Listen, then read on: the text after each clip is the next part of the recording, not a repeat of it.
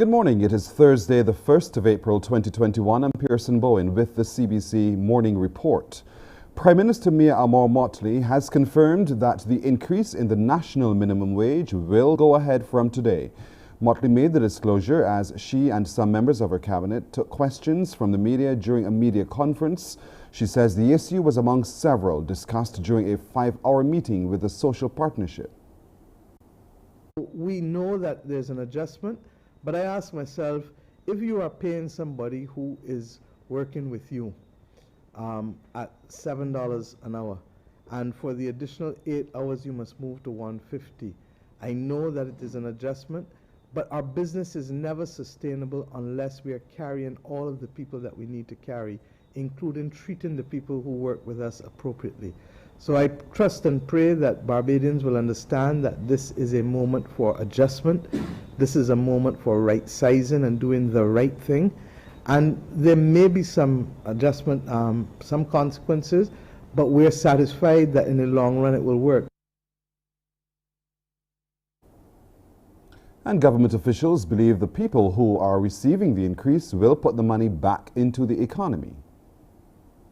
One of the experiences that we've seen in countries where a minimum wage has been introduced is that in truth and in fact it has led to increased disposable income for the class of person who is benefiting, and to that extent those persons have been able to contribute to having greater economic activity being pursued as a result of their spending.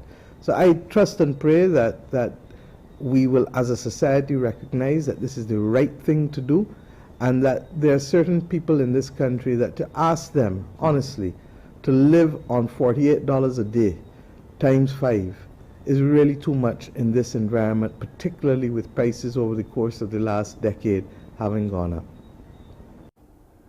Meanwhile, bakeries can bake and sell their bread this weekend. Prime Minister Motley says representation has been made for bakeries to bake and sell their breads and traditional Easter treats.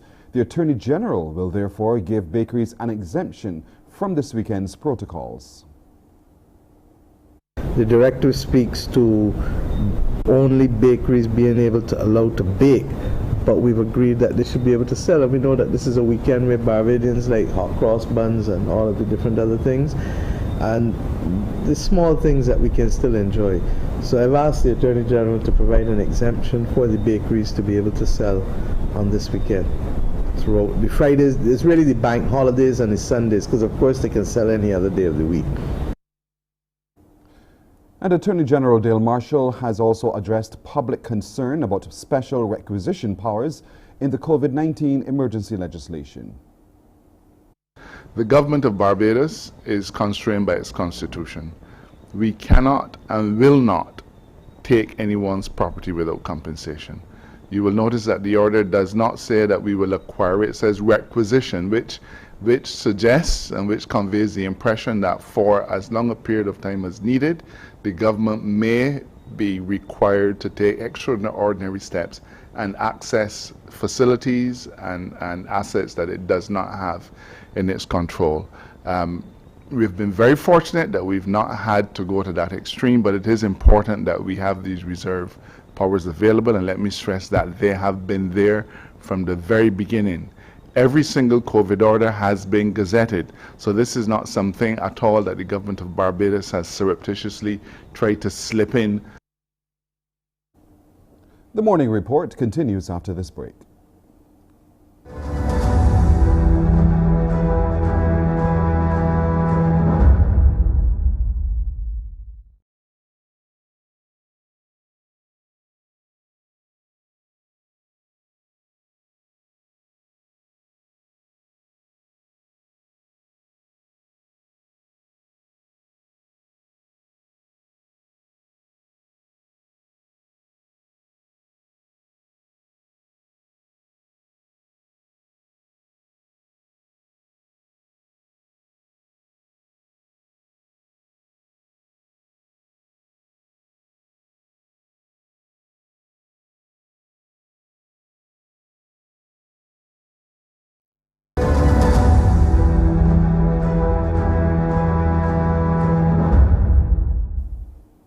10 new cases of COVID-19 were recorded in Barbados on Tuesday. The new cases comprise 4 men, 6 women, and were identified from among 369 tests conducted by the Best of Santos Public Health Lab. 18 people recovered from the virus and were discharged, bringing the number in isolation to 134. The total number of confirmed COVID-19 cases recorded in the island since March 2020 is 3,652. That's 1,757 females, 1,895 males. 3,475 people have recovered from the virus, while 42 have died. To date, 63,715 vaccinations made up of 26,322 men and 37,383 women have been administered as part of the national vaccination program. Well, the numbers in the country's COVID-19 isolation facilities continue to decline. This as a downward trend in new cases continues. As a result, isolation facilities manager Dr. Corey Ford revealed that just 2 of the island's designated isolation facilities are currently in operation. To be able to decrease the amount of campuses, I think it's well known that we've already been out of Black Magallop School for some time. We've subsequently came out of the Savannah Hotel, where we decreased as well our contents across the other hotels, and only yesterday we were able to come out of the Barbados Beach Club, which is one of our other isolation facilities. So now we're only occupying the Sunbay Hotel along with the patients here at Harson's Point. Keep their guard up.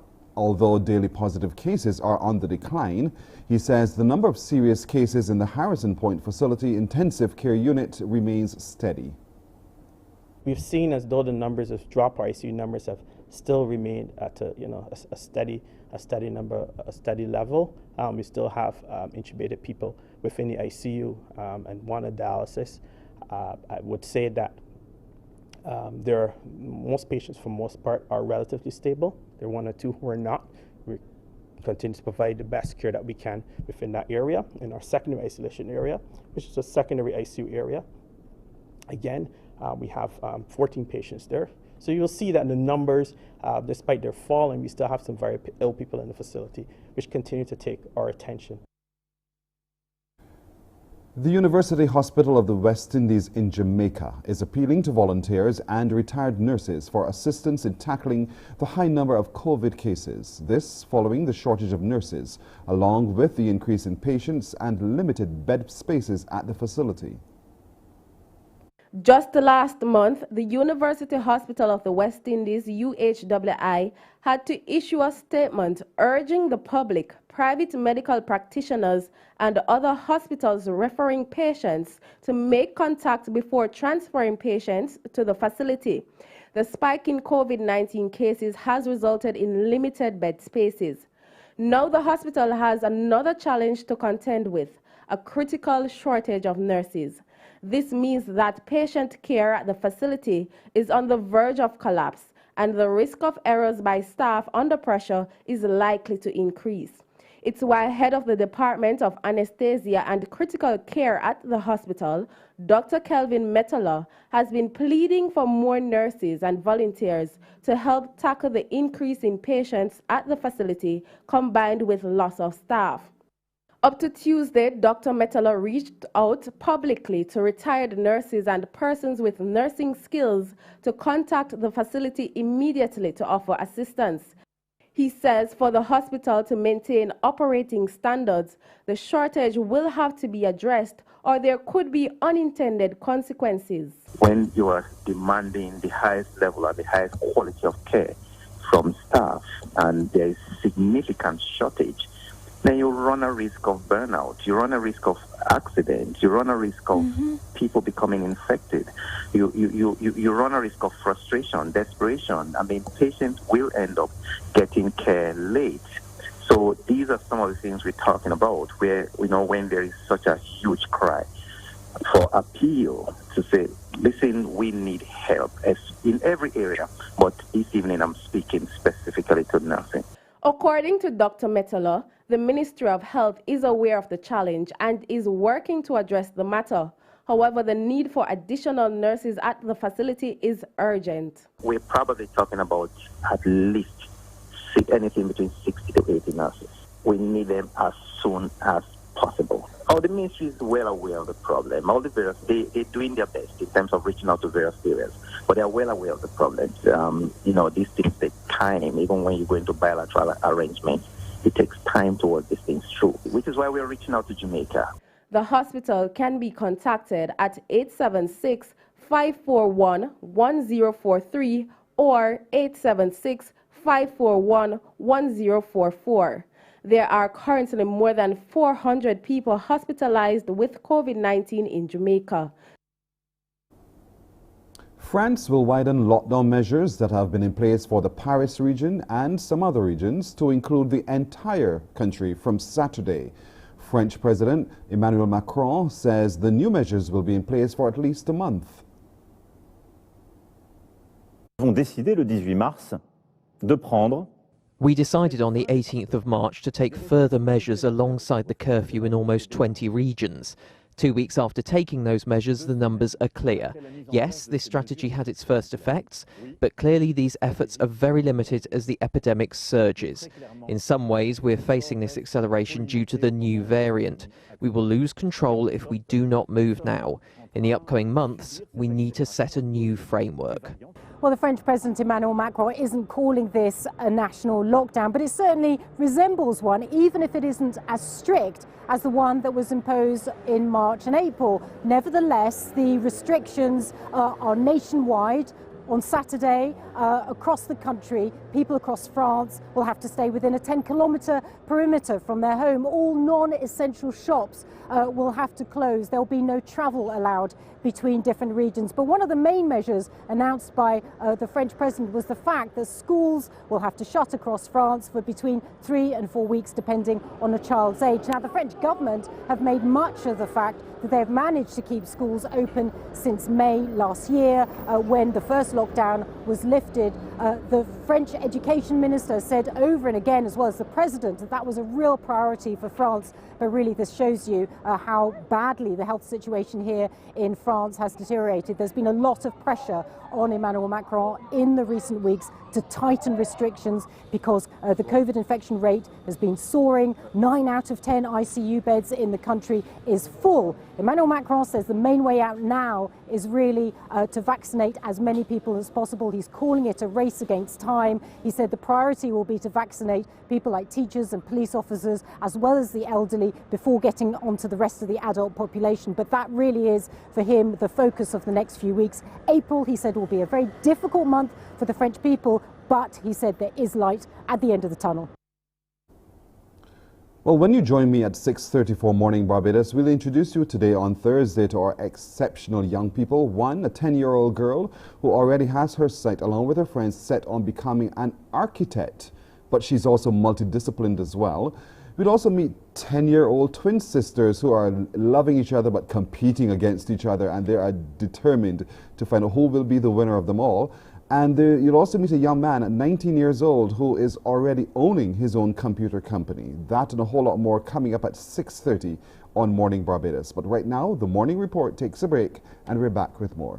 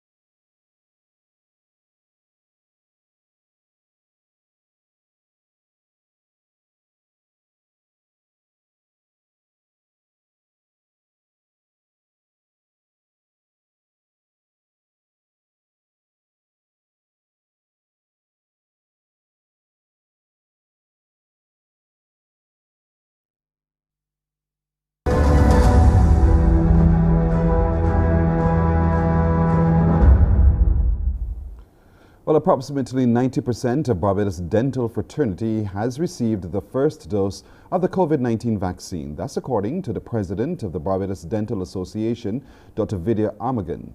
He says while there was some initial hesitancy, most dentists have gone forward for the shot since it allows them to practice safely. The dental community has embraced it. I would say we probably have 90-something% acceptance of the vaccine. So our members have gone out there, they've been vaccinated in the first wave, which allows us to obviously practice in a safer environment as well. Much of the staff has also done it. But I think the medical community, if you look at it, we've all embraced it. And I think that's a surefire sign, you know, to the general public. If the doctors have embraced this, why shouldn't they, right? And I think it's a vote of confidence then for the vaccination. And it really is the way to get us out of this in Barbados. To the Harrison Point Isolation Facility on behalf of the association. Isolation Facilities Manager Dr. Corey Ford said the printer will be utilized to improve the patient admission process. The printer already has planned usage. Okay, good. Excellent. And that planned usage, I just want to tell you today, is going to be heavily towards the improvement in terms of patient admissions. And to allow us to move smoothly with patient admissions. So it's timely. It's very well appreciated at a very trying time in country. We really want to thank the association for this presentation. Credited with exposing the disparities which have been existing between local and regional education systems for a long time. This assessment from the Director of School of Education at the K-Phil campus, Dr. Joel Warrican. He was at the time participating in the UWI TV's forum on Mind the Education Gap, Schooling in the Caribbean during COVID-19. What COVID-19 and the closing of school have done is to create a non-traditional school environment that in which the protective barrier that shielded certain groups of students has collapsed.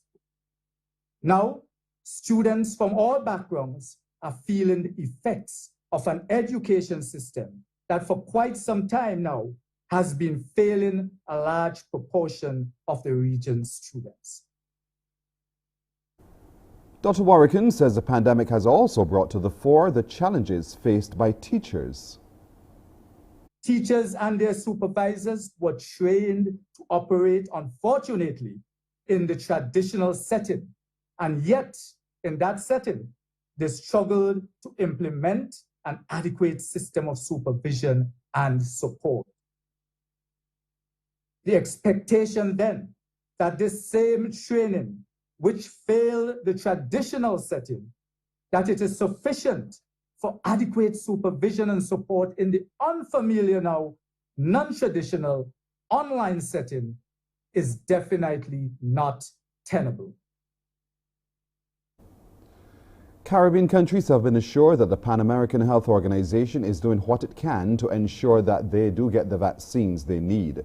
During a weekly briefing, PAHO's director, Dr. Carissa Etienne, acknowledged that regional leaders were under pressure to purchase additional vaccines from manufacturers on a bilateral agreement basis. She says this is resulting in competition for manufacturing and delivery and at times resulting in higher prices. Dr. Etienne notes that PAHO is tracking this closely and is keeping a close eye on gaps in vaccine access. She adds that PAHO's revolving fund is seeking any available supplies worldwide to help countries from the region access additional doses. Within the last month, more than 2.5 million vaccine doses procured through COVAX have reached 17 countries. A 26-year-old Guyanese man was sent back to his home country from the U.S. after customs officers found 29 birds concealed in hair rollers in his luggage. The finches were discovered during a secondary baggage examination after the man arrived at the John F. Kennedy Airport in New York from Georgetown on Sunday. The man escaped criminal charges, but Customs and Borders Protection assessed a $300 civil penalty. They allowed the man to withdraw his request for admission to the country and placed him on a Guyana-bound flight on Monday. It says its agriculture specialists quarantined the finches and turned them over to the U.S. Department of Agriculture Veterinary Services. The U.S. Department of Agriculture's Animal and Plant Health Inspection Service noted that improperly imported birds pose the potential threat of introducing highly pathogenic avian influenza, also known as bird flu, to the United States poultry industry. In what was an emotional day, jurors heard testimony from a series of witnesses during day 3 of the former Minneapolis police officer Derek Chauvin's murder trial in the death of George Floyd. Chauvin is charged with second-degree murder, third-degree murder, and second-degree manslaughter. Traumatic, in a word. Traumatic. This is a city that's lived on the front lines, if you will, of this incident, and you really get a sense 10 months later how it really affected those people that were there on that day outside that convenience store. And you are really getting a sense now in day 3 of this trial how so many people that were there and witnessed this are still traumatically affected by what they saw and what they heard. That was very clear in the testimony all day on Wednesday. As you mentioned, the beginning of the day began with the surveillance video from inside that convenience store, video we've never seen before of George Floyd in there for many, many minutes, at some points laughing or smiling, and at some points a little fidgety.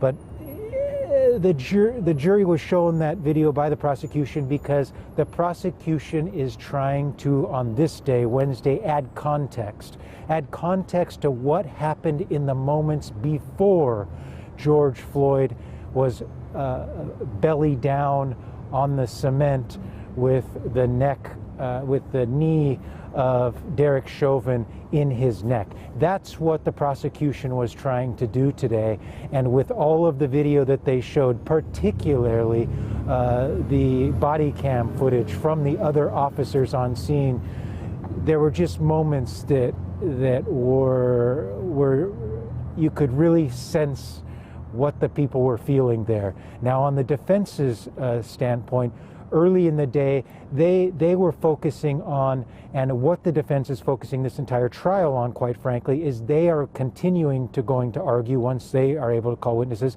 that it was drugs found in George Floyd's body that caused him to die. So that will be coming up in the coming days and weeks of this trial, but right now the prosecution is really trying to bring the jury to that day, May 25th, about 10 months ago, and really have them feel what the eyewitnesses felt, and in some way feel what George Floyd might have felt. And I think with all of this video, it just simply was a traumatic day in the courtroom for so many people that experienced that, and also for the jury, I should mention, because the trial was paused briefly when a juror motioned to the judge, said she needed a break. And the judge later said that she was suffering from a little bit of a traumatic experience there. So you can really get a sense of what that day was like.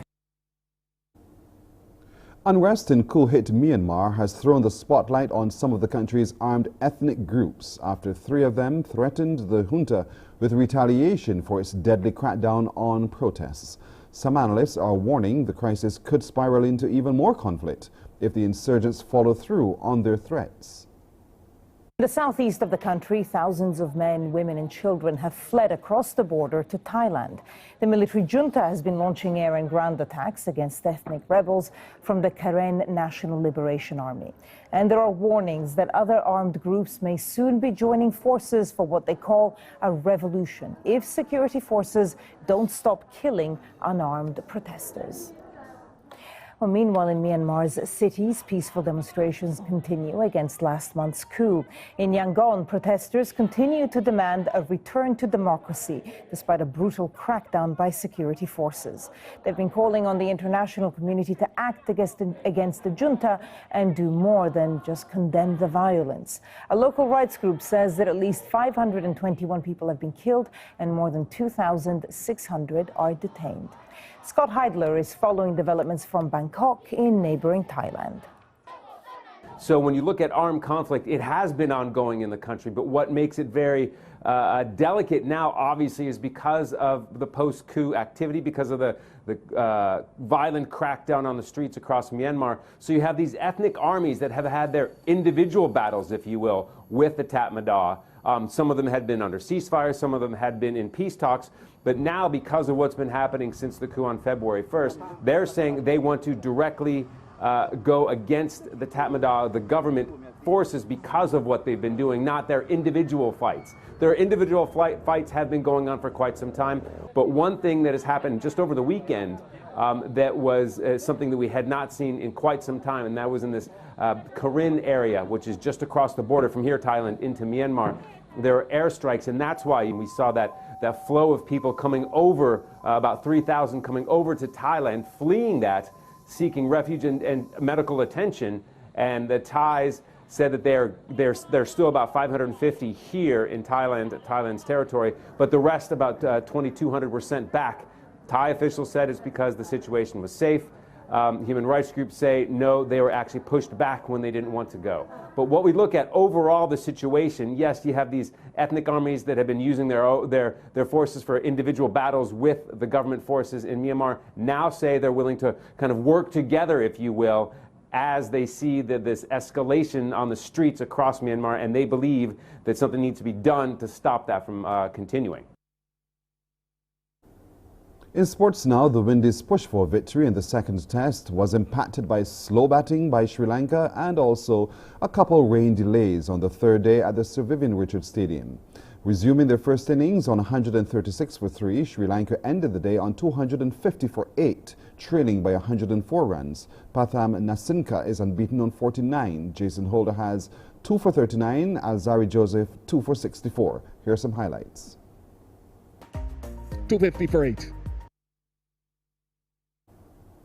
Play will resume at 9:30 today and tomorrow live on 94.7 FM. Here's a look at forecast conditions now. On the morning report recorded at the Met Office, at the moment we're 26 degrees Celsius under partly cloudy conditions. The winds have died just a little bit, coming in from the east at 26 kilometers an hour. There is a low tide scheduled for 24 minutes to 1 this afternoon. The next high tide is at 8 minutes past 7 this evening. Heading out to the seas today, swells are moderate in open water up to 2.5 meters, but will be increasing. Be careful. For Barbados today, partly sunny with a few brief isolated showers. While tonight is forecast to be mostly clear. Over the Lesser Antilles, today and tonight, fair to occasionally cloudy with some scattered light showers. And take a look at some international cities.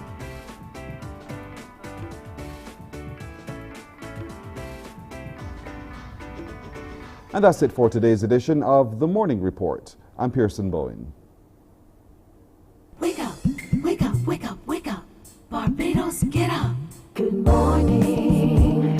Good morning, Barbados. Good morning. Good morning to you. Good morning. Morning, morning, morning. Good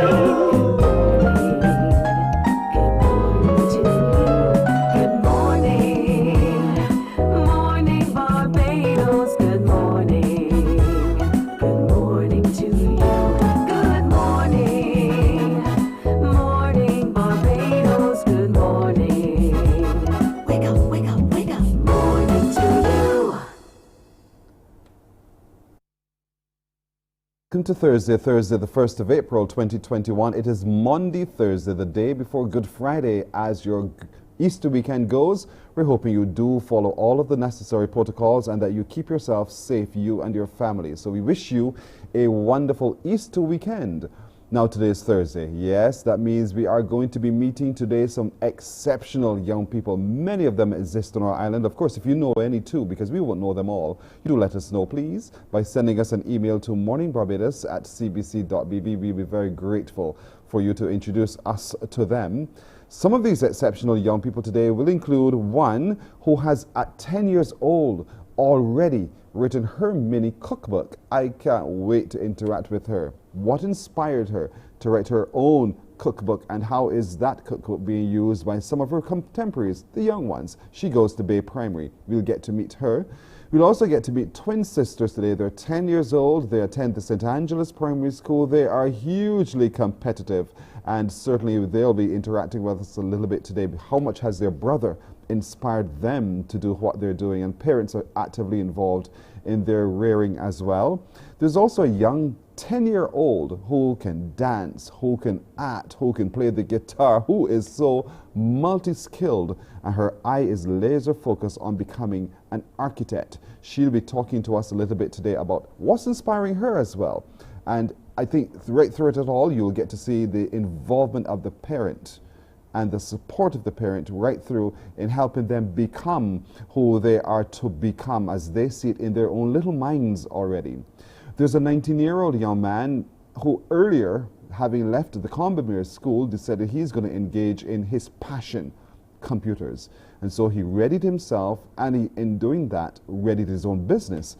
And so now he owns his own computer business. And he is going to talk to us a little bit about that passion of his as well, and what he sees as his future. So there are so many of them today that we want to introduce you to on a Thursday, Monday, Thursday, as we get to meet our exceptional young people. In just a moment, we'll be connecting with one of them, but we will also today share with you some of those good decisions of the day, things that we would love for you to consider doing that will really do you, your family, your society, everyone good. And so with the compliments of Glucerna, we'll share with you what we think will be a great decision of today. So what are we doing today, Thursday? It's 24 minutes now to go to the hour of 6 o'clock. We will be getting ourselves ready for this Good Friday. We will get ourselves into the frame of mind for what happened on Good Friday, and then for the celebration that will come up on Easter Sunday.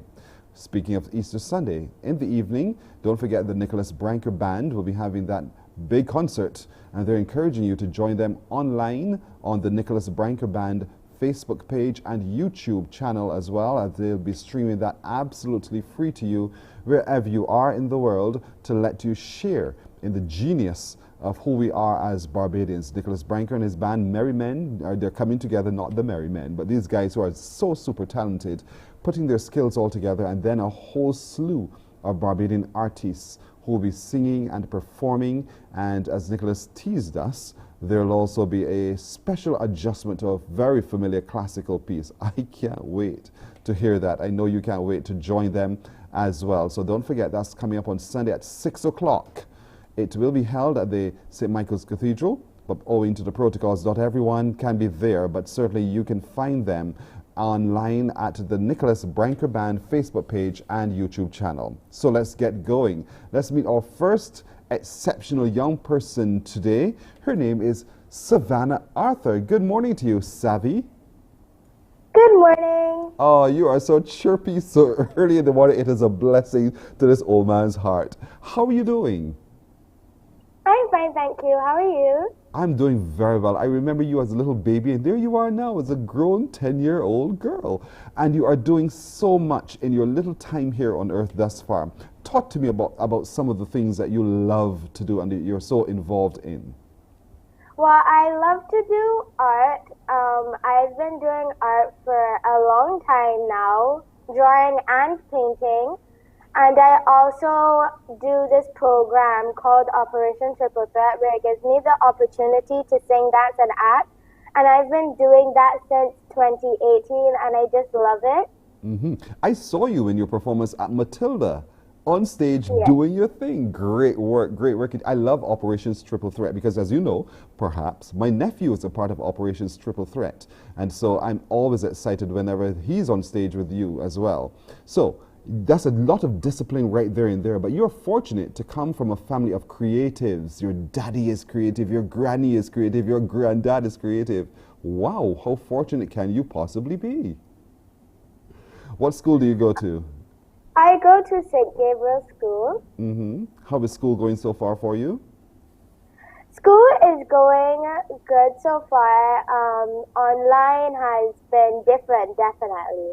But I would say it's going along pretty well. That's great to hear. Now, I'm told that you do a lot of YouTubing. you spend significant time on YouTube. What does YouTube do for you? It gives me the opportunity to see more art and get inspired and just entertain myself in these times that I can't go outside and do anything with my friends or anything like that. So it's just entertainment. So it's entertainment, but it's also teaching, because you love to do use what you do. Use watercolor. What do you use? What Well, medium? mostly if I'm drawing, I would just use a pencil and eraser. But if I'm painting, I use acrylic paints most of the time. And I maybe in the future I will start to use watercolors more to see which type of paints I would work better with. But for now, I just use acrylic. And what does Granny think of your artwork?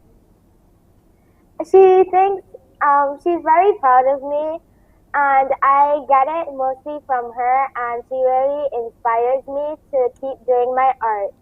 And this is Granny we're speaking of, is former worker here at the CBC. All of you know her, Betty Lynch. And so we're very proud of you, Savvy. But you're also into dancing. So talk about, because you now are in also formal dance classes. What are you being trained in? The type of dances I do ballet and Afro jazz, and I just did my last Afro jazz yesterday, and I really enjoy it. It gives me a lot of freedom to move my body and have fun. But you're also a winner of many competitions, Savvy. Don't be modest. Talk to me about some of those prizes that you've won from dance. Well, I used to do Latin when I was 7, I think. And I went to competitions and I would come first, second, and third. And I still have the medals. And I stopped for quite a bit, but I recently started back, and I am still waiting for the okay so I can go back and learn more of that type of dance. And then for my ballet and modern, I do shows with Powerhouse Studios, which is the dance studio I'm in, but I don't win any medals for that. But I do do shows. And there you are, being as creative as usual, right there. And Mummy, no doubt, Mummy Leah, she plays a very critical role in everything that you're doing, right? Yes, she does. And there you are with Mummy, sitting at the table, one end of the table, and you're at the other end, both of you head down deep into your work online. Wow, I love it when the family works together, how it comes together. Now, you are also very... Sammy, look at that. What's going on there? So, since it's online, my teacher and the rest of the students, we kind of take it for advantage, and we would have like fun days on Friday, so we would come up with different ideas. So for that day, it was facial hair day and crazy hair day, and everyone came to online school with a mustache and a beard, and it was hilarious. My teacher, I feel that was just an entertainment for my teacher. So she was just laughing at all of us, and it was a bunch of fun. That is so very funny. And there you are. I remember this production right here. That was so much fun, I suppose, getting into character and having a blast on stage, all part of OTT, Operation Triple Threat. But I'm told too that you and a group of your friends, you are also very focused, laser focused almost, on becoming an architect. Wow, why? How come? Well, I was introduced to the word architect, and I was like, what is this? Is this like a job or something? And I was told it is a job. And then I was told it's like a type of art, but using lines and different stuff like that. And I'm like, well, I love art. So I researched it, and I read a lot about it, and I think that that's what I want to do because I'm so into art. So it'd be very interesting to learn art, but using lines and different stuff like that. And now you young ladies are using what you call an app to buy and sell. You're already doing a lot of those kinds of things. Tell me a little bit about that. So the app is called Roblox. It gives a lot of children from all over the world the chance to play different games, from races to building. And I use this particular app called Bloxburg, and that gives me the opportunity to build houses and decorate them, which I really love because that's like a starter from being an architect, and I just love it. And it's just so much fun playing with my friends on that game. We play it so much. So even at 10 years old, you are passionate about becoming involved in the arts and eventually using that skill to become an architect. You recognize, though, that it's going to require a lot of focus and study, right? And how are you doing now in your preparation for your 11 plus? I am doing good so far. I definitely have to keep working on different things, mostly math and comprehensions, definitely, because that's my downfall when it comes to English. But I would say it's going pretty good so far.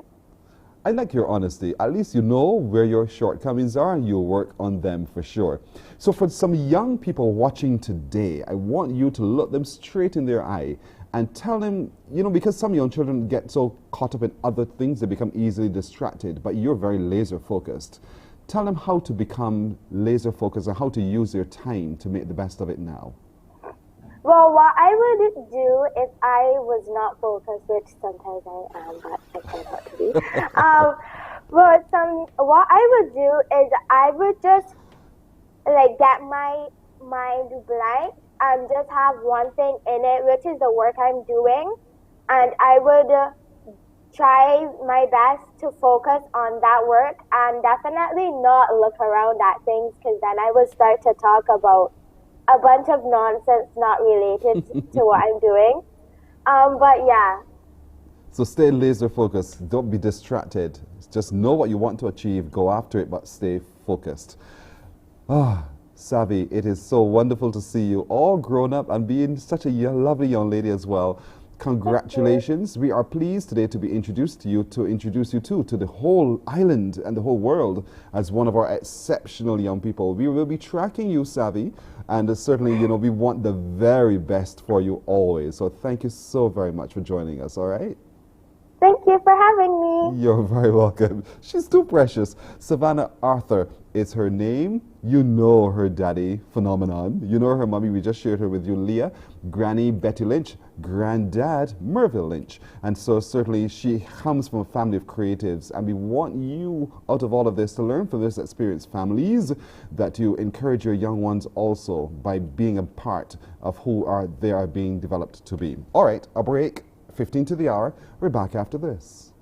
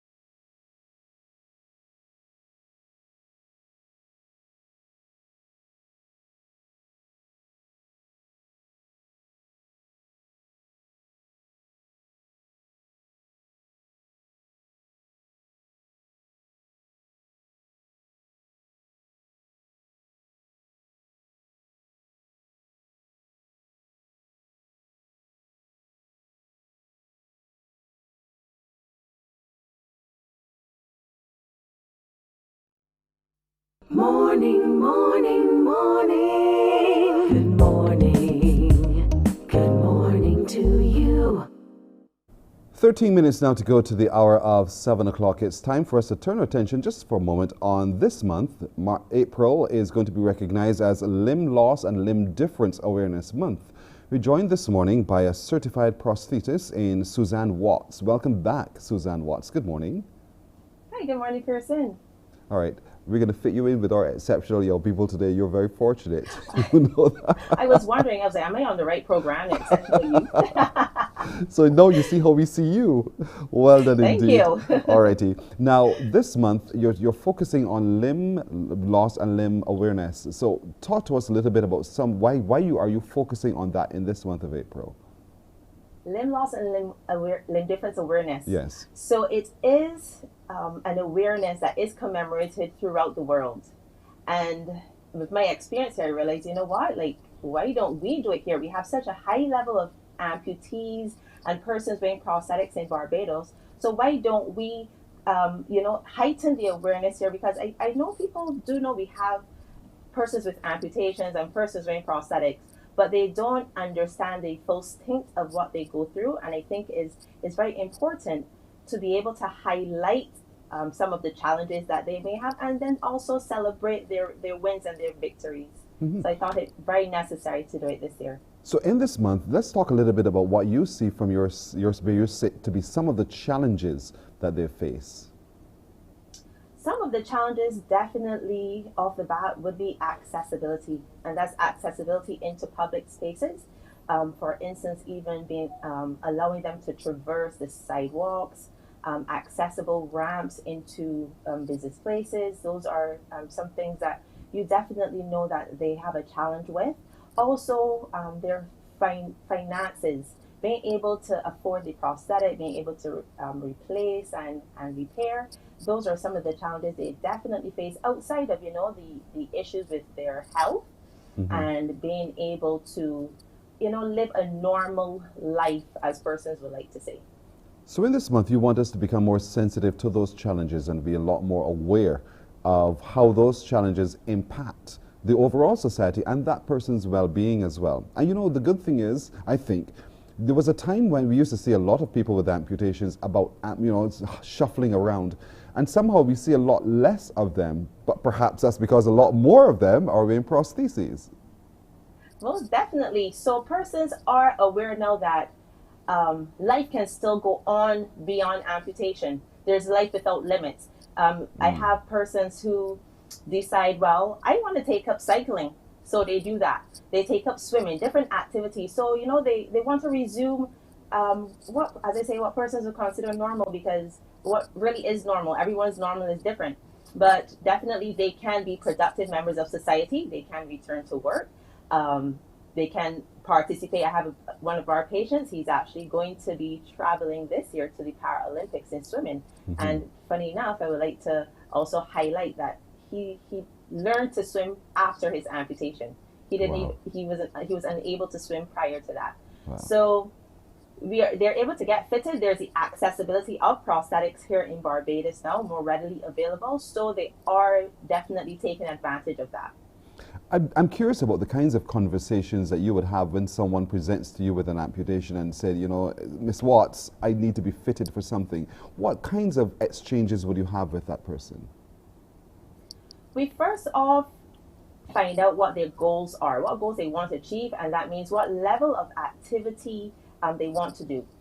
If they want to return to work, what kind of environment they are in at work. Do you have to traverse lots of staircases? Do you have to be outside, maybe a construction worker? Are you going to be climbing scaffolding? So based on their activity and what they want to achieve, we then outfit them with componentry that would allow them to do that more efficiently.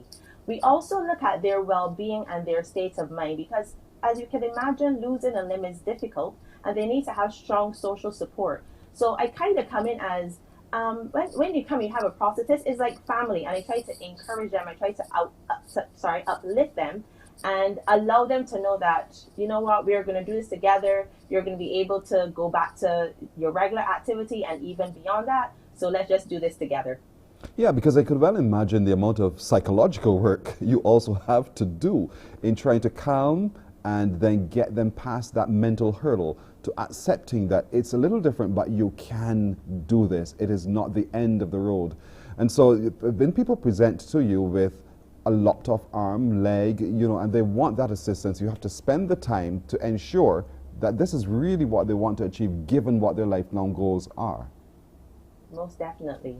Most definitely. So in this month of April then, you're challenging us to wear orange. Talk to us about that. Wear orange. So the ribbon for limb loss awareness is orange. As you can see, I'm donning my orange today. Yes. I'm getting it off the bat. But so, you know, we're limited because of the COVID environment to virtual activities. So we do have a few virtual activities, but something that all of Barbados can participate in is Wear Orange Wednesdays. So we're challenging you every Wednesday of April. Please wear your orange. It can be an orange shirt, an orange pin, a bandana, whatever you have. Just wear orange to support your amputees. We are also encouraging persons to take photos and post it on Instagram. Use the hashtags LLAM, limb loss and limb difference awareness. Barbados for amputees is one hashtag I really want us to push, because together we can do it with community help, with education, and with empowering and advocating for our amputees. Because guess what, Pearson? It can be any of us. Amputations are due to not only non-communicable diseases such as diabetes and peripheral vascular disease, but also there's trauma. And guys, there's an increasing number of amputees within our school systems. So therefore, I'm speaking about kids who are sustaining amputations due to cancer. Really? So it can be any one of us. It doesn't have a look. It doesn't have a particular demographic or persons that, you know, have particular comorbidities. It can happen to any one of us. So let's rally together, embrace our amputees a little bit more. I know sometimes it's challenging to not stare and not, you know, be like curious, but ask a question, reach out a hand, ask if they need assistance. And I mean, most of the time they're going to say, no, I'm totally fine, because, you know, they want to be, I encourage them to be independent, and they want that independence for themselves as well. They're not asking for self-pity, guys. All they need is for the community to outreach and understand their challenges, and for us to make it better quality of living for them. And part of that is to wear orange on Wednesday. A piece of orange will really go a long way in showing our support to those who have amputations. Now, I just saw a poster come up on the screen that speaks to April 7th. What's happening on that particular day? So one of our many events that we are having virtually, we have Instagram Live, and we are going to be featuring two patients. These are young patients. One individual you would have seen on April 7th. He would have sustained his amputation due to a traumatic accident. So he's going to share his experience with us, his journey with the prosthesis, and how he has been able to overcome that challenge. And on April 21st, we have a single mother. She's an amputee, and subsequent to her amputation, she went through so much loss, guys. So you definitely want to hear from her. She's a nursing assistant, she's an entrepreneur, and she has 2 kids. So I just want persons to be able to understand, you know, like, they still have their lives to live. They have their family, they have their jobs. So it's not like they're shut away from society. They're not closed at home and aren't part of the community. So let's all just show our support. Another major event we're also having is on April 14th. And that flyer will be out soon for registration, because we're actually having a panel discussion. And on this panel, we're going to have a social worker, because social workers are integral in assisting the patients in being able to have accessibility to stuff at home. And they also do have a funding at the National Disabilities Unit that can assist the patients with acquiring their prosthesis if needed. We have a physiatrist, our consultant of rehabilitation, and he's a physiatrist who sees all the public patients at the Queen Elizabeth Hospital. So he's going to be able to share with us all the process of rehabilitation in the public system. We have an occupational therapist, a prosthetist, myself. We're going to have a surgeon. So we're going to have a full panel, a diabetologist. You come on to, you join the panel discussion live on Zoom webinar and on Facebook, and you can ask your questions. I listen to the calling programs. Our persons call me and say, okay, you need to call into the calling programs, because persons have questions, persons have qualms. So we want to kind of settle the society's mind that you don't just go to the hospital and the first thing is that, oh, they want to take my foot off and I'm not going to go. I want them to understand that that is an endpoint result.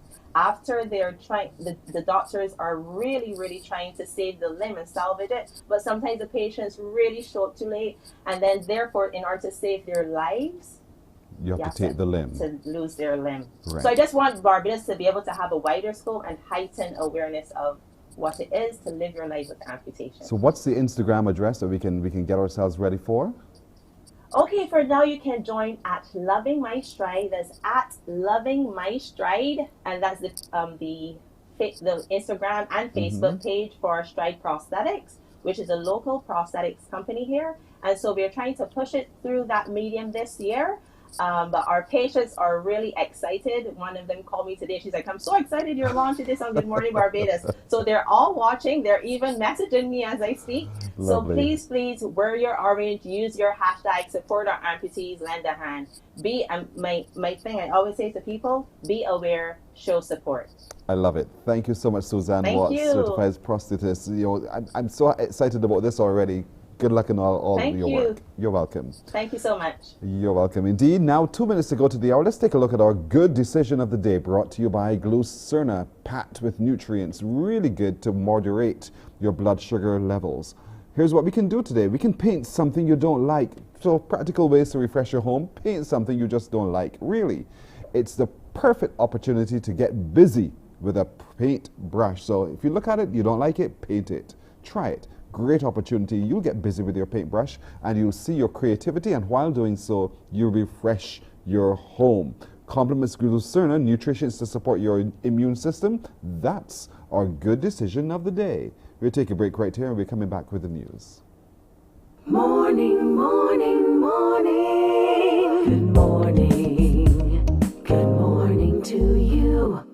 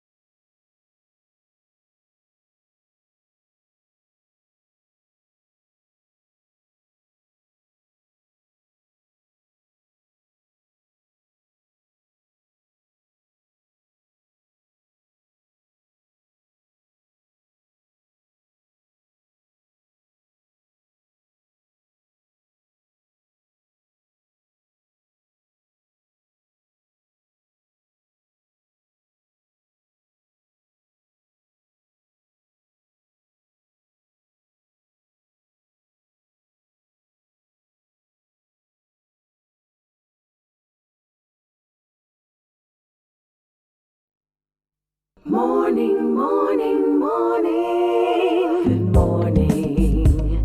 Good morning to you. Spot on 7 o'clock, let's tell you the news now. Prime Minister Mia Motley has confirmed the increase in the national minimum wage will go ahead from today. She made the disclosure as she and some members of her cabinet held a media conference last evening. Ms. Motley says the issue was among several discussed during a 5-hour meeting with the social partnership. We know that there's an adjustment, but I ask myself, if you are paying somebody who is working with you at $7 an hour, and for the additional 8 hours you must move to $150, I know that there's an adjustment, but our business is never sustainable unless we are carrying all of the people that we need to carry, including treating the people who work with us appropriately. So I trust and pray that Barbadians will understand that this is a moment for adjustment. This is a moment for right sizing and doing the right thing. And there may be some adjustment, some consequences, but we're satisfied that in the long run it will work. And government officials believe that the people who will receive that increase will put the money back into the economy.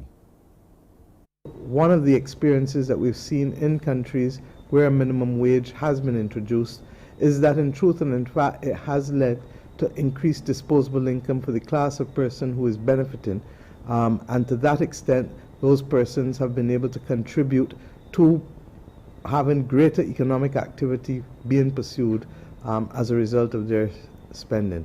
So I trust and pray that we will as a society recognize that this is the right thing to do, and that there are certain people in this country that to ask them, honestly, to live on $48 a day times 5 is really too much in this environment, particularly with prices over the course of the last decade having gone up. Attorney General Dale Marshall also addressed public concern about special requisition powers in the COVID-19 emergency legislation. The government of Barbados is constrained by its constitution. We cannot and will not take anyone's property without compensation. You will notice that the order does not say that we will acquire it. It says requisition, which suggests and which conveys the impression that for as long a period of time as needed, the government may be required to take extraordinary steps and access facilities and assets that it does not have in its control. We've been very fortunate that we've not had to go to that extreme, but it is important that we have these reserve powers available, and let me stress that they have been there from the very beginning. Every single COVID order has been gazetted, so this is not something at all that the government of Barbados has surreptitiously tried to slip in. The number in the country's COVID-19 isolation facilities continue to decline. This as the downward trend in the new cases continues. As a result, isolation facilities manager Dr. Corey Ford revealed that just 2 of the island's designated isolation facilities are currently in operation. Being able to decrease the amount of campuses, I think it's well known that we've already been out of Black Magala School for some time. We've subsequently came out of the Savannah Hotel, where we decreased as well our contents across the other hotels, and only yesterday we were able to come out of the Barbados Beach Club, which is one of our other isolation facilities. So now we're only occupying the Sunbay Hotel along with the patients here at Harson's Point. Barbadians to keep their guards up.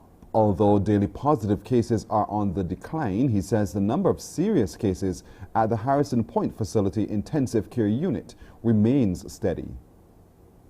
We've seen as though the numbers have dropped, our ICU numbers have still remained at a steady number, a steady level. We still have intubated people within the ICU and one on dialysis. I would say that most patients, for most part, are relatively stable. There are 1 or 2 who are not. We continue to provide the best care that we can within that area, in our secondary isolation area, which is a secondary ICU area. Again, we have 14 patients there. So you'll see that the numbers, despite their falling, we still have some very ill people in the facility, which continue to take our attention. That's our news until now. Remember, we'll have another update at 12 noon in the CBC News Day. That's it for the news. We'll take a break. When we come back, our Crumbs question of the day. Morning, morning, morning. Good morning. Good morning to you.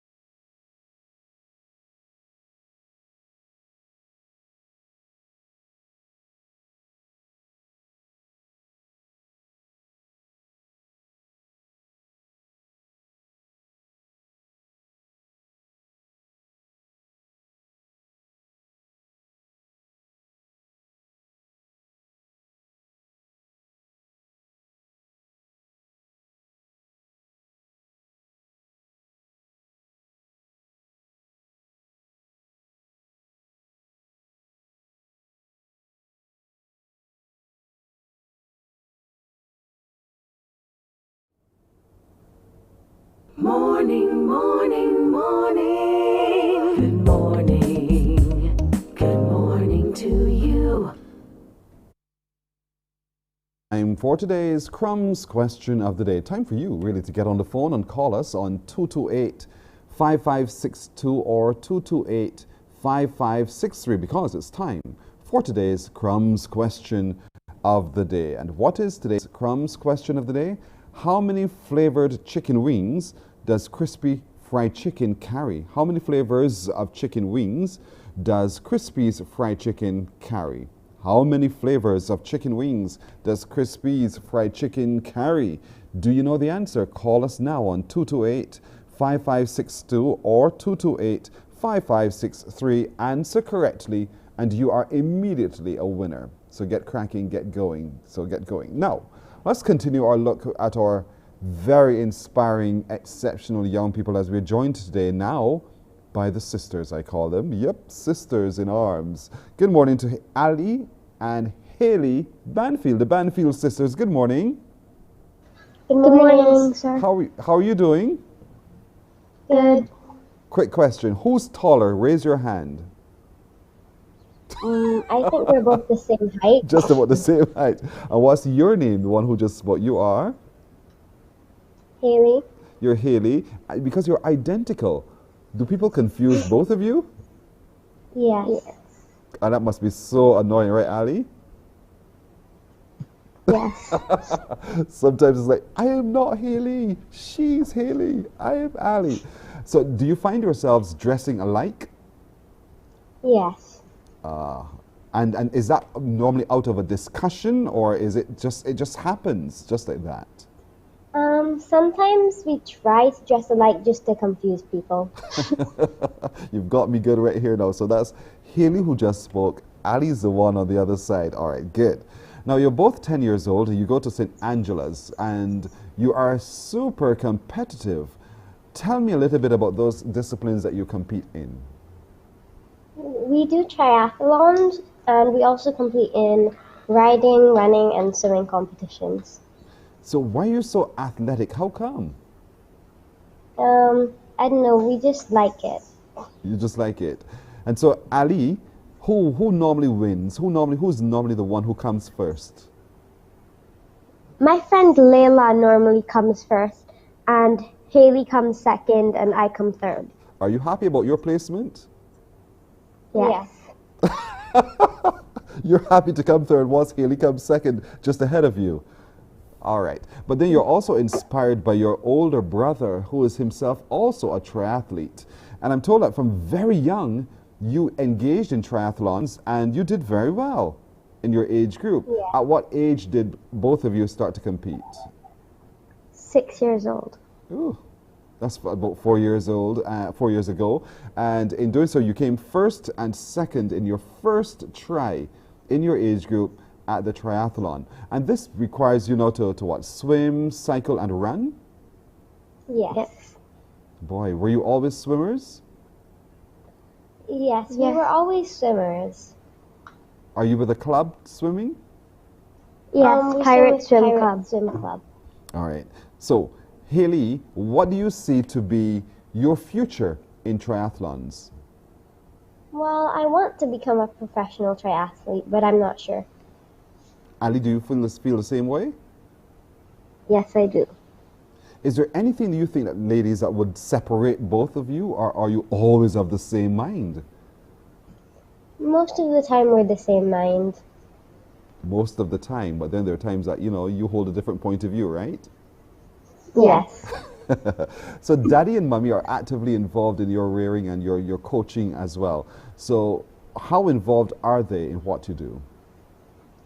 They're very involved because most of the time, if it's raining or something, my dad will tell us a workout to do on the trainer or the treadmill. Mm-hmm. Okay, fine. And what do you want eventually to be, Ali, as you prepare for your 11 plus and then you get ready to become the big woman and take on the world? What do you want to be eventually? I think I want to be a professional triathlete and maybe a vet. And maybe a vet. Why do you want to take up veterinary services? Because I really like animals. Mm-hmm. Which animal do you prefer? Dogs. Haley, do you feel the same way? Yes. Dogs for you as well? Yes, because we have 5. I just find it so interesting when you have identical twins and there seems to be very little that separate both of you, even in your thinking and your overall goals as well.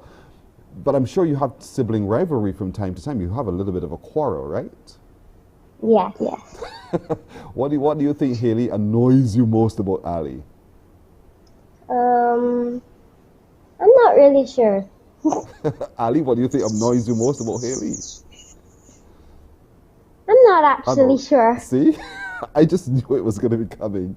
All right, so you're both very inspired to be triathletes. You're both very inspired to be veterinarians, and you still get a chance, even with the COVID-19 protocols, to run and swim and cycle. Yes. So how much time in a day do you put into training? Sometimes we do once every day, and sometimes we do twice a day. Ooh. And it's an hour each session. And okay, well that's not bad. That's at least 2 hours in a day given to training, but you have to find time for school, don't you? How is that going? Yes. Well. Go ahead. Who's going to go first? It's going really well. First we go to school, and then after we have 2 hours before we train. Mm-hmm.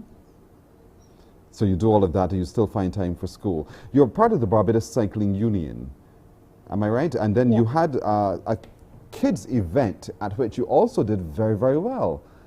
Talk to me a little bit about that. There you are with your older brother. How was that event? I think that was one time when we were doing a cycling race. I'm not sure what place we came though. I can't really remember that. Mm-hmm. But you did well. And then you plan also, I'm told, to make it to the Carifta team at triathlons coming up in 2022. Is that part of your goal as well? Great. That is fantastic. I really want to commend you on having such lofty goals at such young ages. 10 years old, both of you. Very tiny young ladies. You're tiny. People would think that you are not as strong as you actually are. To have that endurance, really, to swim, cycle, and then to run. Is it really tiring though? Yes, it's extremely tiring. I can imagine. What are some of your times that you've covered in your triathlons? I don't really know. Mm-hmm. What about you, Ali? Have you tracked the times? No, I haven't. It doesn't matter. Once you come either first, second, or third, right? It's okay. The Banfield sisters. So how much does Big Brother talk to you about what your skill so that he makes you the best athletes you are? Well, most of the time, if like Dad can't train with us, he would give us a workout to do, and then we would just do it, and he'd watch it and make sure we're doing everything correct. You're that obedient. I like it. I like it. You know, because often there's that sibling rivalry that says, you can't be talking to me, you're not my parent. But you don't do that with your brother, do you? No. I love it. So both of you, I really want to wish you well. Thank you so much for sharing and inspiring by telling us who you are. For us, you are two of our exceptional young people, twin sisters. You can't tell them apart, I know. Haley's to our left on the screen, and to your right on the screen is Ali. They're the Banfield sisters, very young at 10 years old, performing and winning at triathlons, and they want eventually to become professional triathletes as well as qualified veterinary practitioners as well. Thank you so much, ladies. Have a good day. Thank you. You're very welcome. Very, very welcome. St. Angela School must be very, very proud of them and all that they're doing. I'm told that they rush back to school to let their teacher know how well they would have done on the weekend. Two inspiring young ladies. 16 after the hour. Let's see, do we have a winner of our crispy question? Or winner of today's crumbs question of the day? You recall what it is, right? That question is, how many flavors of chicken wings does crispy fried chicken carry? Let's get the answer.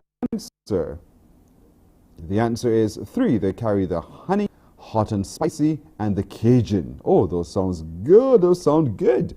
Jeffrey Arthur, you are absolutely right. Those sounds finger-licking good. Jeffrey Arthur, congratulations to you. The honey, hot and spicy, and Cajun. flavors as well at Crispy's Fried Chicken. So congratulations, Jeffrey. Don't go. Someone will call you to make arrangements with you to collect your winnings with Crumbs Bakery today. All right. We're taking a break right here. When we come back, it is time for Spell It Compliments Pediasure. Morning, morning, morning. Good morning. Good morning to you.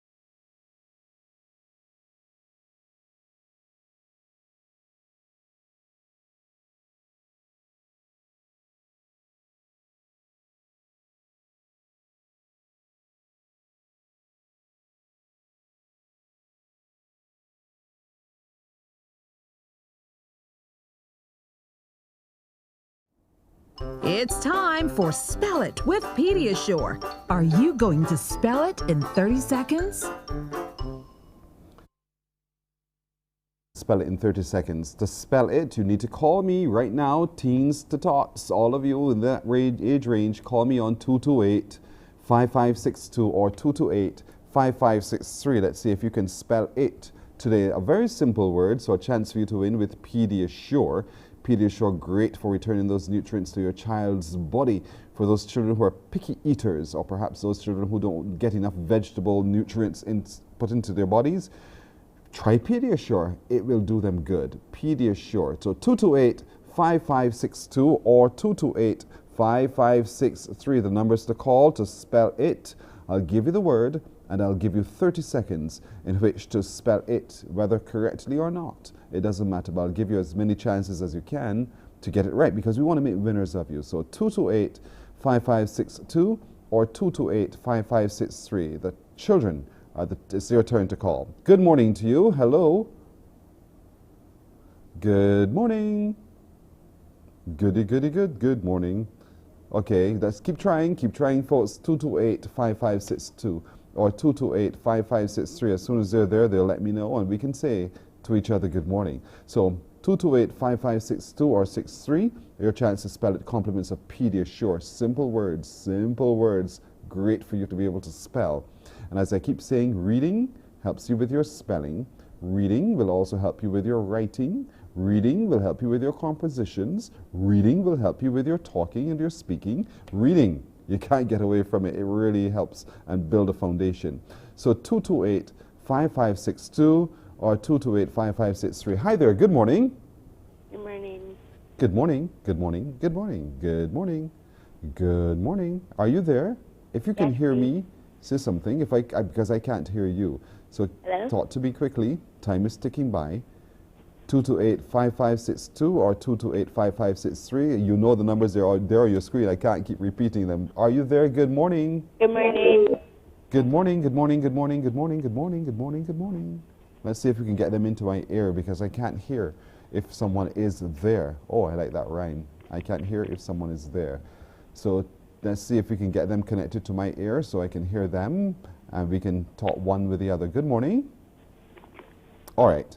Let's hold on that for just a moment while we fix that matter, and let's see if we can move on with another one of our inspiring young people today, another one of our exceptional young people. We'll do that right after this break. Hello?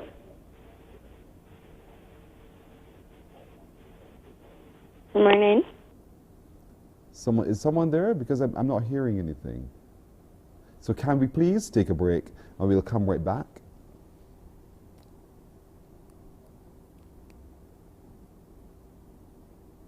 Morning, morning, morning. Good morning. Good morning to you.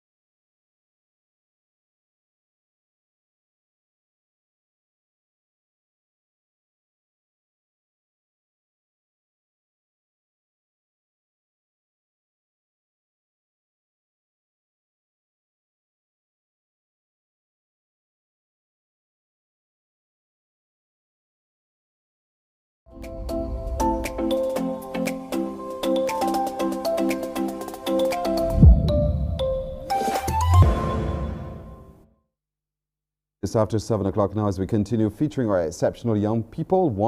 This one comes from a multicultural family, daddy Barbadian, mummy French. Her name is Haley Nichols. Good morning to you, Haley. Good morning. Hi, Haley. You're there somewhere. There you are, Haley. How are you doing today? I'm good. Good. Haley, has anyone said to you, you look just like your mother? Yes. They say that all the time, right? Maristella Debaya. Well done, Haley. I am told that you're a student of the Bay Primary School and that you have done some really good work. There you are, Haley, now. Sorry about that. So you've been doing some really good work. Even at 10 years old, Haley, you've done a mini cookbook, right? Yes, please. How exciting is that? Do you feel really good to know that you're an author? Yes. So what inspired you to write your own mini cookbook? Well, I used to see my grandmother cooking and then she started to go down. So Sorry. then my mother took up the cooking. My mother started the cooking. So she would go and take the food to my grandmother and she would tell her if it needed salt or more seasoning. And then one morning I was watching my mother cook and I asked if I could help.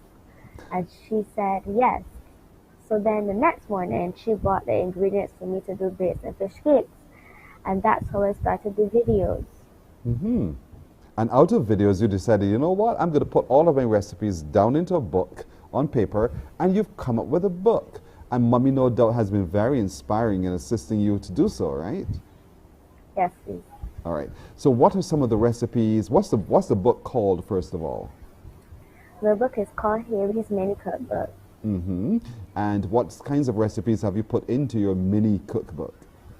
I put local Bajan recipes such as fish cakes and bakes, saltfish and cuckoo, pudding sauce, corned beef fritters, and yeah. Wow, and you can do all of those things? Yes. Wow, you're growing up fast, Haley. You're 10 years old, correct? Yes, please. And you're also preparing for your 11 plus exams coming up. Does that scare you? Kind of. Why? Well, we don't know how we're going to be doing it, but I hope we do it because I want to do it. So there you are. There's your little mini cookbook. When you see that, how does it make you feel? It makes me feel proud. How many pages are in your book? There are 7 pages. So where can I get a copy of your book? Because I'd like all the children today to be able to say, Mommy, we need to get Haley's mini cookbook. Where can we find it? You can find it on Amazon as an ebook. So it's available on Amazon, and it's also available on Kindle. I think it is as an ebook. Yes. Great. So are you ever thinking about doing another cookbook at some point to update it, perhaps? Yes, I am. When do you plan to do that? Well, when I get some time, because I'm doing Easter classes, so I don't have a lot of time. So once the time permits, you'll be writing some more recipes and producing another book. Wow. What do you do for fun, Haley? Well, I love to go riding with my brother. I exercise with my mommy. I play with my friends. And I also sing with my mommy. We do birthday songs for people. Oh, really? You do the birthday song for people? How do we do? How do you do that? We do like videos and send to people. Well, can you do that happy birthday? Call. Can you do that birthday song for me now? Okay. Mary Stella, good morning. That's all right. So there they go. They're sharing. Maristella, good morning. Hi, good morning, Pearson. How are Good. you? I'm well today. How are you doing? I'm fine, thank you. See what I mean, everybody? How they look alike? There you go. You could tell that's your child for sure, Maristella.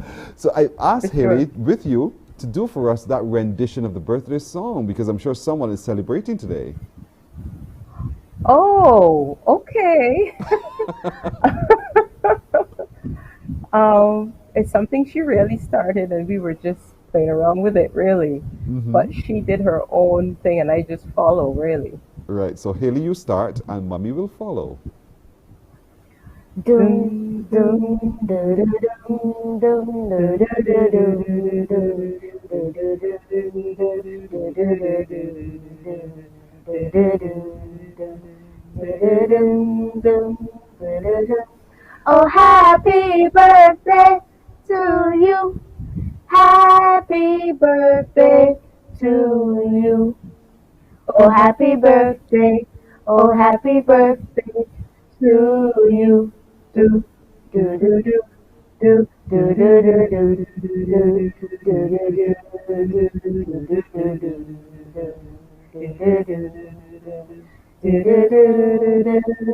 do.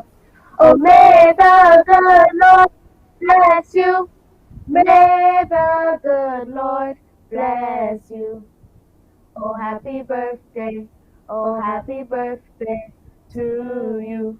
Ooh, do, do, do, do. All right. Stand by Me, the Benny King classic. Oh, I love it. I love it. So it was Haley's idea to adapt it in that way? Yes. Haley, you are We super do quite a creative. lot. It depends on the individual, Mm-hmm. and she just comes up with these things, and I just go with the flow. We even do, she's royal, Mm-hmm. and with a twist, especially if it's your birthday, we change it up for males.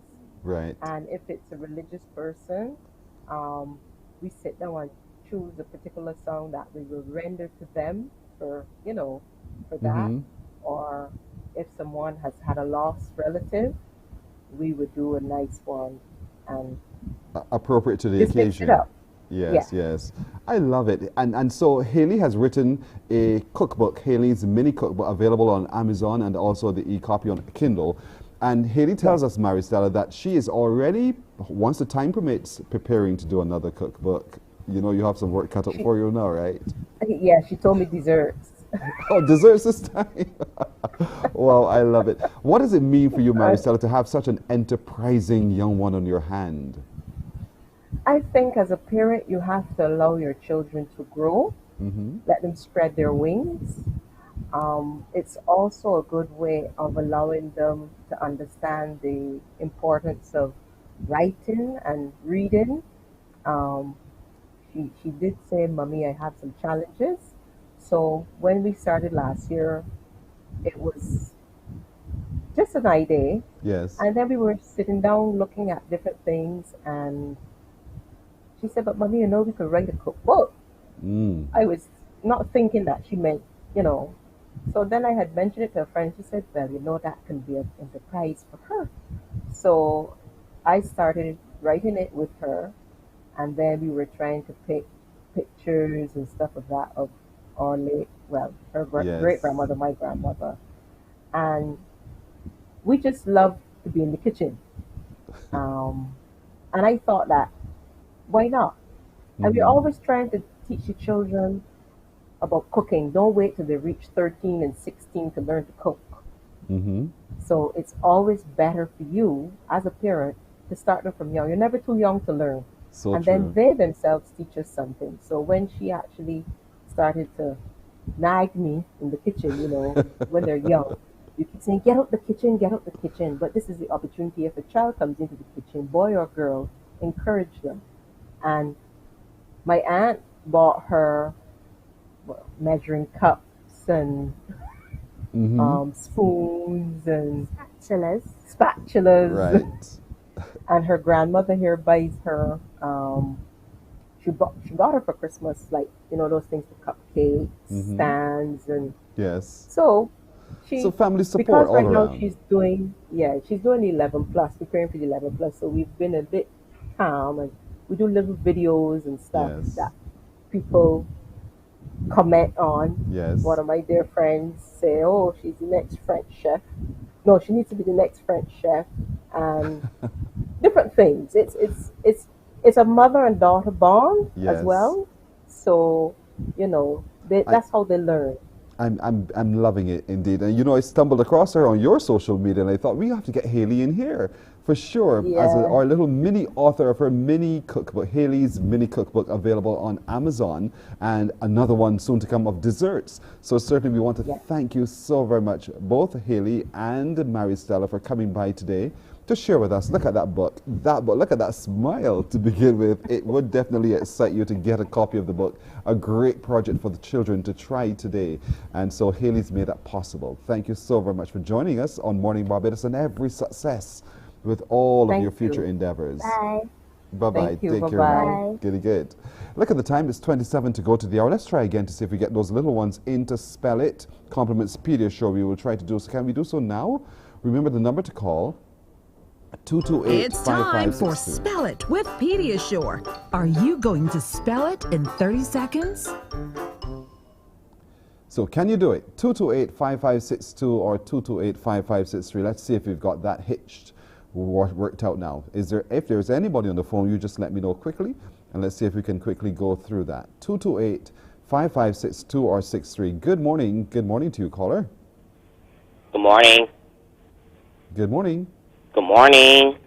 All right, I think I'll have to use another method to get to hear you. So, what's your first name? Mornin Barbados. I heard the last name, which is Beckles, very faintly from the far distance. All right. Can I give you a word to spell? How old are you, by the way? 12 years or 13 years. 12. Your word for me to spell at 12 years old is technology. Technology. Spell that for me. Oh, yes, please. T-E-C-H-N-O-L-G-Y. You sure? Yes, please. I'll give you one more chance to spell it. All right.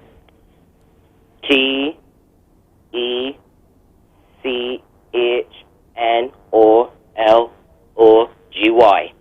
Yes, you got it right, Mr. Yes. Beckles. No, you're absolutely right. That's the correct spelling of technology.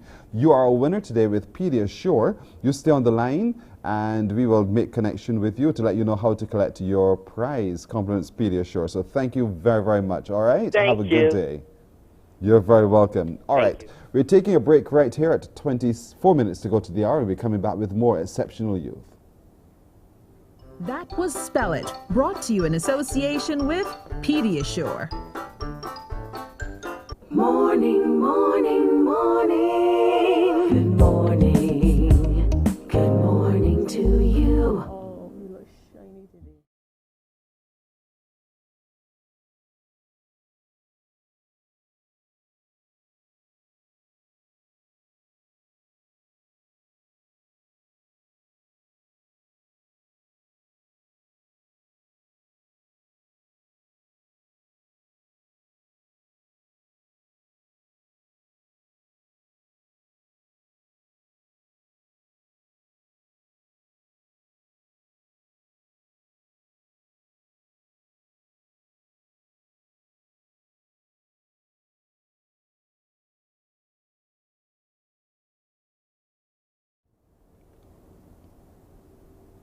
Morning, morning, morning. Good morning. Good morning to you.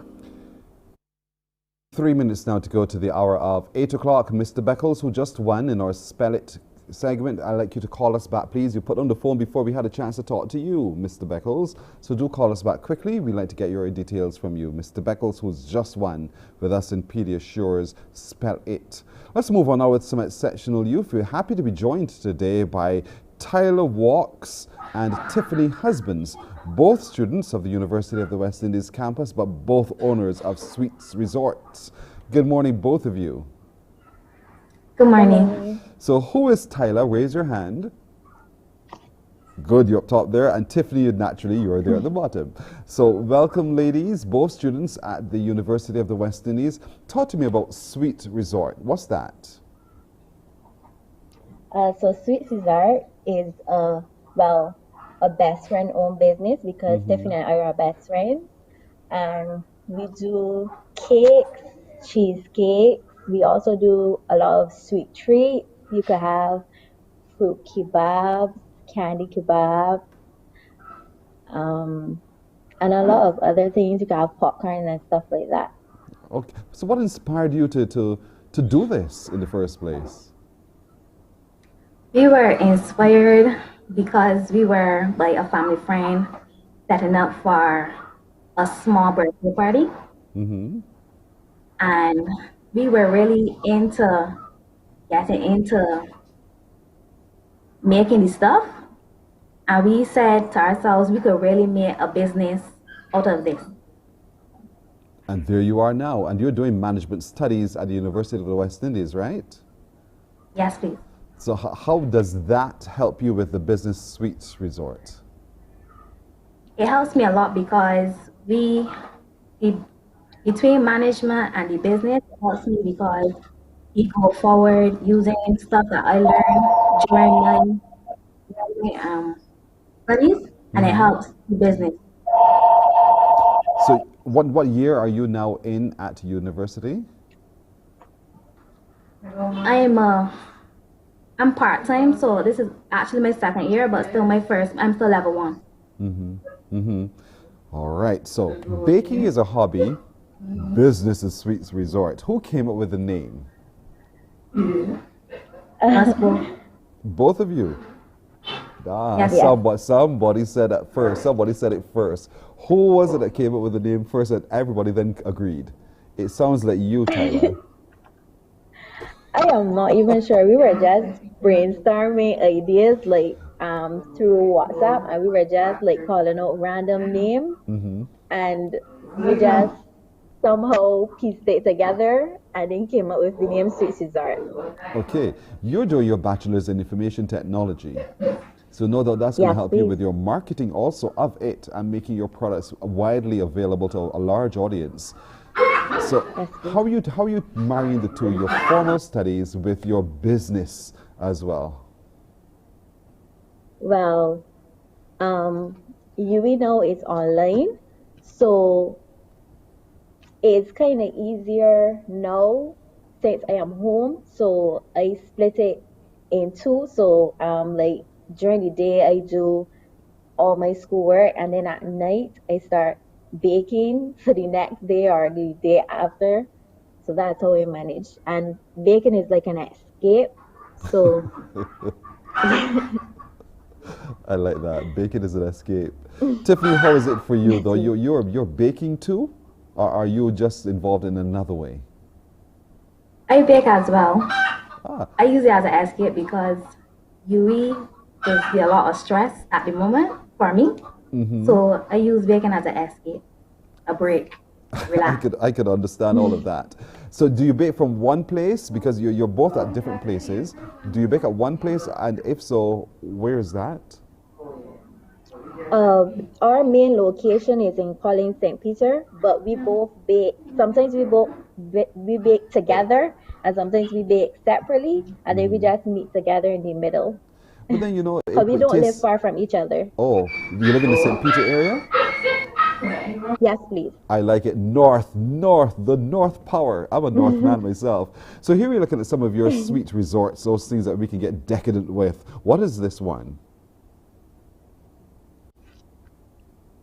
This is a cheesecake. It's a Bailey's cheesecake. With strawberries up there, of course, and the whipped cream to add those delights. And these are? This is our treasure box. We have a special going on right now. The box is $35, and you get 3 cheesecake cupcakes, 3 cupcakes, 3 cakesicles, and 3 cookies. 3 capsicles? Yes, please. What's a capsicle? Like a popsicle, that's it there. Yes, please. Oh, that's the capsicle. I got you. Those are the treat boxes. And I can, with those treat boxes, I can say what I prefer, or I have to take what you do. Oh, okay, great to know that. So that's how you're marketing. And this is another look at the cheesecake. Can you hear me, Tyler? Tiffany? Yes, please. Okay, good. Once we're hearing each other. So what's next what's the next stage of your business as you see it? Tiffany, what's the next stage? Stage is us really building and expanding. But we don't see it as where our careers lay, just like a side business, but like an extension. The business is an extension of us because this is where part of our passions lay. Okay, so it's an extension of who you are now. Do you see it becoming Yes, a please. long-term endeavor, though, where it does become an established business where you employ others? Yes, please, very, very much so. So that's the plan eventually, and you'll continue from your base, Tiffany, there at Collins in St. Peter. Yes, please. Yes, please. At the moment, do you employ anyone, or is it just both of you who are so busy hard at work, studying and in the kitchen? It's just us both. Tyler, there's somebody else. Talk to me, Tyler. You smiled. There's a reason you did that. I was going to say there's a lot of people employed that are not paid, like our family members. And so you didn't want to say that too hard, right? Just in case they began to demand some kind of payment. I understand. I truly understand. So you're studying at the moment, and Tyler, what are you studying in again? IT? Yes, please. Information technology. Okay. And why did you get involved in that? Information technology, because this was always my passion. Like, I always like to be online, and right now I'm leaning towards networking, and hopefully someday in the future I would like to build our own website where people could use the website to contact us and place their orders. Fantastic. And you're 21? 21. You're Yes, 21. please. What school, what secondary school would you have gone to before university? Jampari.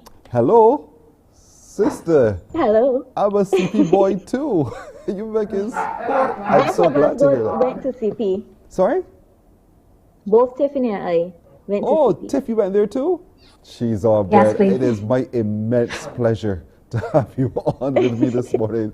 One of our crew, actually, he too, Ruel Ford, he too went to Coleridge and Parry as well. So it's really good to have us sit together this morning to chat. So Tiffany, you're doing what are you please. studying at the university? Currently, I'm studying tourism management. With a special, And but I'm currently in the process of changing it to human resource management Why? because with tourism management it is particular to tourism, whereas I just want to be in management dealing with the employees and their concerns. Understood. Makes sense. You have a really good reason why you'd want to broaden it in that kind of way. It is my pleasure this morning, ladies, to have you with us this morning. Sweet Resort, where can we find you and how can we access some of those sweet resorts that you offer? Well, you can find us on Instagram at sweets.resort. And you can also contact myself or Tiffany at 250-5383 or 822-4113. Okay, so 250-5383 or 820-4143. 822-4143. Bad handwriting, sorry. But ladies, I want to congratulate you. 4113. Pearson Radio, though, 4113. Congratulations on your endeavors. Congratulations already on your studies as well. I wish you only the very best. And we're pleased this morning to recognize you as exceptional young people. Keep doing what you're doing and doing it well, representing CP all the way. Thank you. Thank you. You're very welcome. A break. When we come back, the computer guy will join us.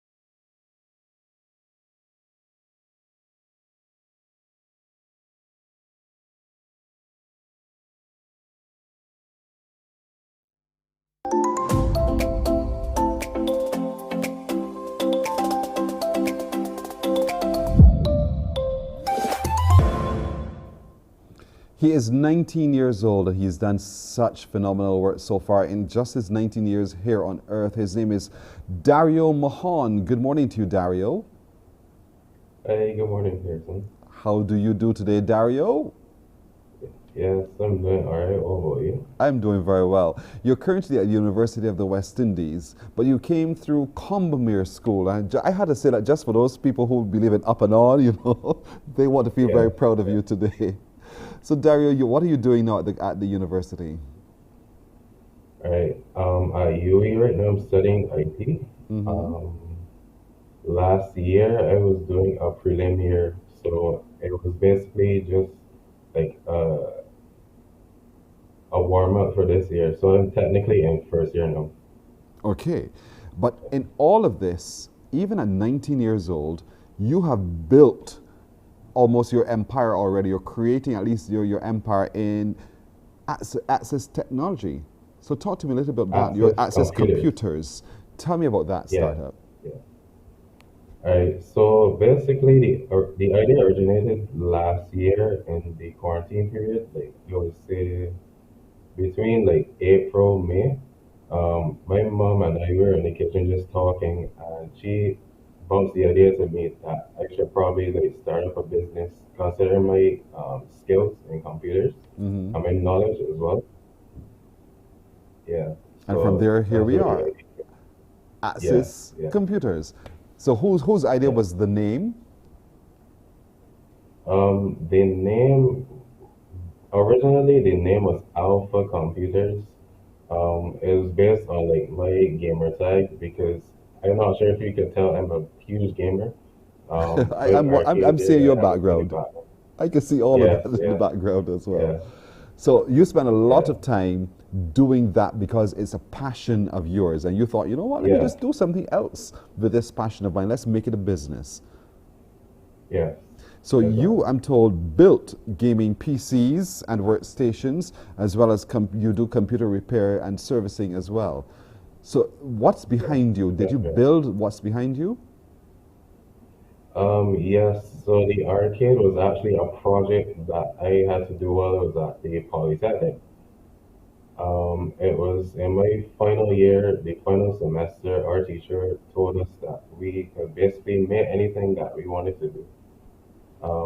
Because the course was revolving around electronics and a bit of like IT as well. Yeah. So I just thought that I saw this idea on YouTube and I thought it fit pretty well into my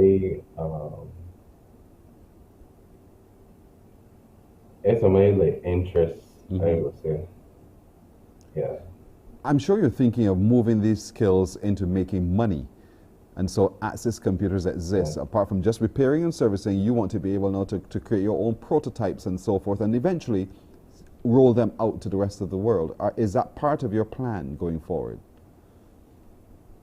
Yeah, I would say the main goal for Access going forward this year and the next couple of years is to serve the niche market, which is the PC gamers in Barbados, and as well as the casual consumers, like people that might just have like small tech hiccups or like tech issues that I may be able to service or diagnose.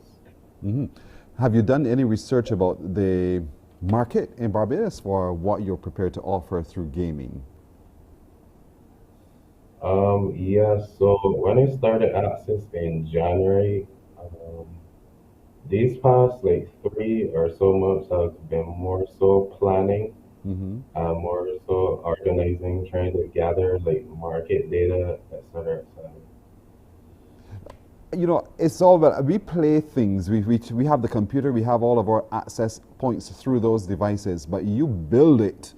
And getting all the component parts together and testing and that kind of thing, it requires a special kind of skill from my point of view, because that's not, I'm not skilled at that at all. So how much time would you spend putting together the gaming console that's behind you?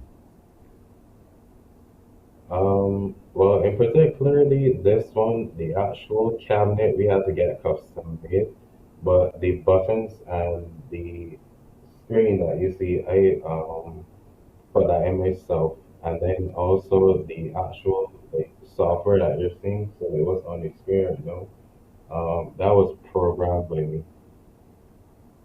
By you? Yes. Wow, you are So so I just good. loaded all the yes, I just loaded all the games onto it, onto the software. I'm very impressed by what I see, and I can well imagine it's so much fun to be able to play when it works and it works well.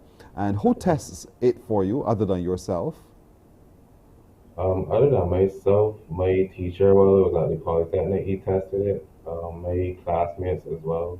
Um, there was also a day where we had like a career showcase at our school, Hmm. and these kids from primary school they came to try it out, and they were amazed. They're blown away.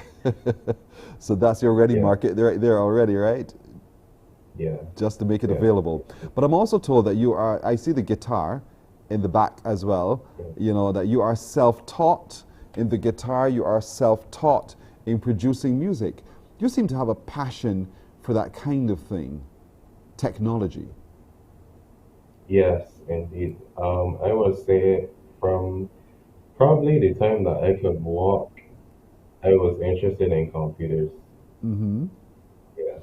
So why did you take up Uh, the guitar though as another one of those disciplines that you wanted to teach yourself in? I guess because my second passion, apart from computers and technology, would be music. Hmm. So I just thought that the bass guitar was a good idea because I was looking to pick up another hobby or like another skill rather. And Yeah. that's where you went into to that, and then into Yeah. producing music as well. So, is Yes. there any particular artist that you can call whose name that we would recognize and we think, hey, you produced that? Is there anybody who we can identify immediately? Um, Off the top of my head, I would say Drake only because he was recently here in Barbados this Hmm. last year. Yeah. I would say he's the first person that comes to mind. Yeah. Okay. You know, often when parents hear children take up toys, I call it toys for now, that make noise, they think, you know, just turn on that noise, you're making noise in my head. So there you are playing your bass guitar in your room, making yourself merry and doing the things that you enjoy. So I suppose the support of your parents in all of this is so absolutely critical. How have they been? How is Daddy Dennis in supporting you in all of this? Yeah, he's actually very supportive. He is the one that got me the amp for my guitar actually, Hmm. and he has also provided some equipment for me to produce on. So it's very beneficial, I would say. So what's your projection as for the next stage of Axis computers? What do you see next? The next thing we're looking to do right now is I think we're trying to reach the PC gaming audience or just the general gaming audience in Barbados, Hmm. as well as the casual consumers, people that are looking to get into gaming, um, and then also people that might just want servicing or maintenance for their computers or their devices. And you're really good at that. So for anyone watching, listening Yeah. today who is curious about your services, who want to put in their first order or second or third order for a gaming PC or seek your services, how can they reach you? All right, so our Instagram is Axis Computers 246. Our Facebook is just Axis Computers, and my telephone number is 232-8883. 232-8833. 83. 83, 88, 83. Yeah. So you can reach Dario Mohan there, very simple, and he'll be able to help you with everything that you need from the gaming consoles right through to repairs and services, and he might even be able to produce some music for you. So there's so much. You're such a multi-skilled young man. We want to wish you well and recognize you this morning. We're pleased as one of our exceptional young people. Dario, keep doing what you're doing and doing it very, very well. Thank you. Yes, thank you for having me. You're very welcome. His name is Dario Mahan. Simple, remember it always.